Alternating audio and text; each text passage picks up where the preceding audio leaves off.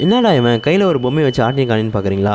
ஒன்றும் இல்லைங்க, நானும் என் ஃப்ரெண்டு பெசன் நகர் பீச்சுக்கு போனோங்க. அங்கே போய் பார்த்தாக்கா அங்கே ஒரு அண்ணன் இங்கே இருக்கிற 3 பலூனை வச்சாக்கா உங்களுக்கு வந்து ஒரு டெடி பேர் அப்படின்னு சொன்னாருங்க. சரின்னு சொல்லிட்டு நம்ம திறமையை செக் பண்ணி பார்க்கலான்னு சுடுன்னு சொல்லிட்டு ஒரு டெடி பேர் வாங்கிட்டு வந்துட்டாங்க.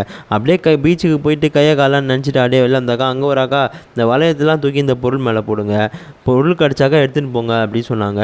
அதே மாதிரி நானும் சொல்லிட்டு வளையத்தை வீசினேங்க. அங்கே பார்த்தாக்கா அப்படி கிடச்சது தாங்க இந்த 6 பொருள்.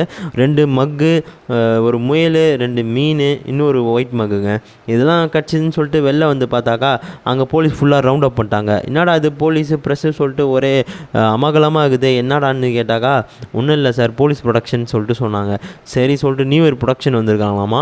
சரி சொல்லிட்டு இந்த வாங்கின பொருள்லாம் என்ன பண்ணுறதுன்னு தெரியாமல் வந்து முழிச்சிருந்தாங்க. அப்படியே சொல்லிட்டு வெளில வந்து பார்த்தாக்கா அங்கே ஒரு அண்ணன் இருந்தார். அண்ணா பொருள் வாங்கிக்கலாம்ண்ணா, பொருள் 20 ரூபா தானே, 20 ரூபாண்ணா, மக்கு வாங்கிக்கோங்கண்ணா, வானாப்பா போப்பா அப்படின்னு சொல்லிட்டாரு. சரி சொல்லிட்டு இந்த பொருளை நம்ம வீட்டு ஷோகேஸில்